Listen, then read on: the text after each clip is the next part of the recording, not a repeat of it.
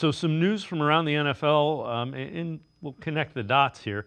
Joe Mixon, who was the lead running back for the Houston Texans, has been placed on the non-football injury list. That would mean that Nick Chubb, a former Brown, moves up to number one running back for the Houston Texans. And Quinshon Judkins, not signed, probably going to get suspended. Those two things kind of lead me into where I'm going. You wrote an article about Dylan Sampson. He's got to be the lead guy, it looks like. Yeah, and that which is just not something we expected. Like obviously Quinshon Judkins was the plan to probably be the number one, and then Sanders, Dylan Sampson. Can you tell Shadur's on my mind? Um, Kind of being that complimentary back with Jerome Ford, but when I go back and I look at his tape, I'm reminded that in that draft cycle, I had Dylan Sampson as running back six, just behind Travion Henderson, and my 50th overall prospect. So him being there outside the top 100 was a big surprise for me. But you're looking at a guy that I think can be a serious weapon. I think he was going to be a weapon no matter what. We're just looking at probably a higher volume with him and Jerome Ford probably being like a 1A, 1B situation while Judkins is gone. The thing that really stands out, and I don't like pro comps a lot because then you're going to say, oh, you're saying Dylan Sampson is this guy.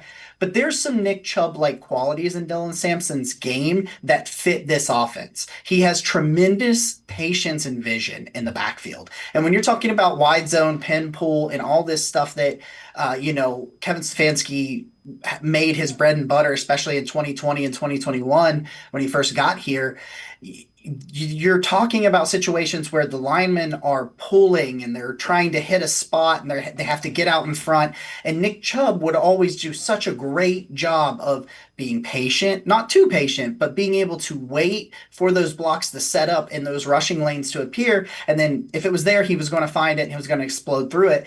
Well, in that aspect, Dylan Sampson is similar. He is very explosive, has great top speed. So he's able to be extra more patient than some other backs because he has the explosiveness and the athleticism to take advantage of shorter rushing windows in terms of like, oh, some guys can't wait too long because they don't have the speed to then get past the defensive lineman and things of that nature.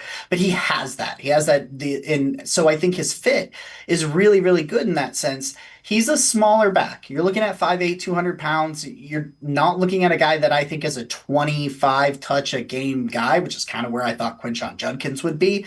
So you're not going to see him fully take that load, but he is a guy that does sometimes use that size to his advantage in a sense where it's like that rushing lane may be really tiny, but he'll get skinny, fire through there, slip through a very small area and take off.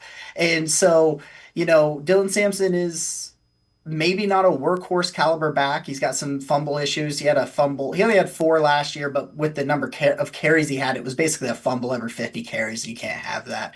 But the patience, the vision, and the speed, I do think he can be like a 15 touch kind of guy and a major weapon.